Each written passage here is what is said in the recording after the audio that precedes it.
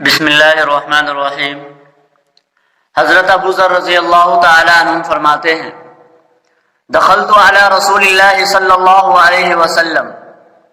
قلت یا رسول اللہ اوصنی، کہ میں نبی کریم صلی اللہ علیہ وسلم کی خدمت میں حاضر ہوا اور کہنے لگا، اے اللہ کے حبیب صلی اللہ علیہ وسلم مجھے وصیت کیجیے۔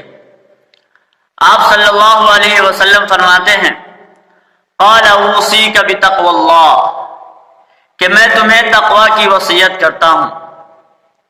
فإنہ أزین لأمرک کلی، اس لیے کہ یہ تقوی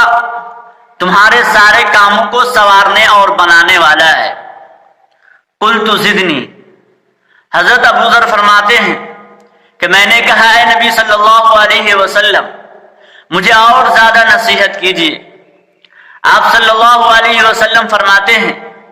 قال علیک بتلاوت القرآن وذکر اللہ عز وجل، کہ تم قرآن مجید کی تلاوت کرو اور اللہ تبارک و تعالی کا ذکر کرو، فإنہ ذکر لک فی السماء ونور لک فی الارض، اس لیے کہ قرآن مجید کی تلاوت اور اللہ تبارک و تعالی کا ذکر تمہارے لیے ذریعہ بنے گا آسمانوں میں ذکر کا، اور زمین میں تمہارے لیے ایک نور پیدا ہوگا۔ قلت زدنی،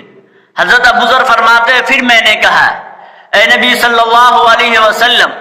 مجھے اور زیادہ نصیحت کیجیے۔ آپ صلی اللہ علیہ وسلم فرماتے ہیں، قال علیک بطول الصمت فإنہ مطردۃ للشیطان وعون لک علی امر دینک، کہ تم زیادہ خاموش رہنے کی عادت ڈالو اور کم بولنے کی عادت ڈالو، اس لیے کہ یہ ایسی عادت ہے جو شیطان کو دفع کرنے والی ہے، اور اس کے ذریعے تمہیں دینی کاموں میں مدد ملے گی۔ قلت زدنی، حضرت ابو ذر فرماتے ہیں پھر میں نے کہا، نبی صلی اللہ علیہ وسلم مجھے اور زیادہ نصیحت کیجیے۔ تو آپ صلی اللہ علیہ وسلم فرماتے ہیں، قال ایاک وکثرۃ الضحک فإنہ یمیت القلب ویذہب بنور الوجہ، کہ جہاں تک ہو سکے تم کم ہنسنے کی عادت ڈالو، اس لیے کہ یہ ایسی عادت ہے جو دل کو مردہ کر دیتی ہے، اور اس کی وجہ سے چہرے کا نور ختم ہوتا رہتا ہے۔ قلت زدنی، حضرت ابو ذر فرماتے ہیں پھر میں نے کہا، اے نبی صلی اللہ علیہ وسلم مجھے اور زیادہ نصیحت کیجیے۔ تو آپ صلی اللہ علیہ وسلم فرماتے ہیں، قال قل الحق وإن كان مرا، کہ حق اور سچ بات کہو چاہے لوگ اس سے راضی ہو یا ناراض ہو۔ قلت زدنی، پھر ابو ذر فرماتے ہیں پھر میں نے کہا، اے نبی صلی اللہ علیہ وسلم مجھے اور زیادہ نصیحت کیجیے۔ آپ صلی اللہ علیہ وسلم فرماتے ہیں، قال لا تخف فی اللہ لومۃ لائم، کہ اللہ تبارک و تعالی کے معاملے میں کسی ملامت کرنے والوں کی ملامت سے نہ ڈرو۔ قلت زدنی، حضرت ابو ذر فرماتے ہیں کہ میں نے پھر کہا، اے نبی صلی اللہ علیہ وسلم مجھے اور زیادہ نصیحت کیجیے۔ آپ صلی اللہ علیہ وسلم فرماتے ہیں، قال لیحجزک عن الناس ما تعلم من نفسک، تم اپنی نفس کے بارے میں اور اپنی ذات کے بارے میں جو کچھ تم جانتے ہو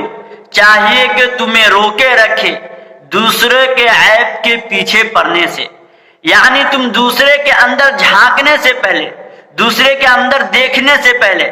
اپنے اندر غور کرو۔ اللہ تبارک و تعالی فرماتے ہیں، وَلَا يَغْتَبْ بَعْضُكُمْ بَعْضًا أَيُحِبُّ أَحَدُكُمْ أَن يَأْكُلَ لَحْمَ أَخِيهِ مَيْتًا فَكَرِهْتُمُوهُ، کہ کیا تم میں سے کوئی اپنے مردار بھائی کا گوشت کھانا پسند کرتا ہے؟ فَكَرِهْتُمُوهُ، تم اس کو ناپسند کرتے ہو، لہذا تم جس طرح اپنے مردار بھائی کے گوشت کو کھانا ناپسند کرتے ہو، اسی طرح تم اس کی غیبت کو بھی ناپسند کرو۔ واتقوا اللہ، اور اللہ تبارک و تعالی سے ڈرو، ان اللہ تواب الرحیم، کہ بے شک اللہ تبارک و تعالی توبہ قبول کرنے والا ہے اور رحم کرنے والا ہے اپنے بندوں پر۔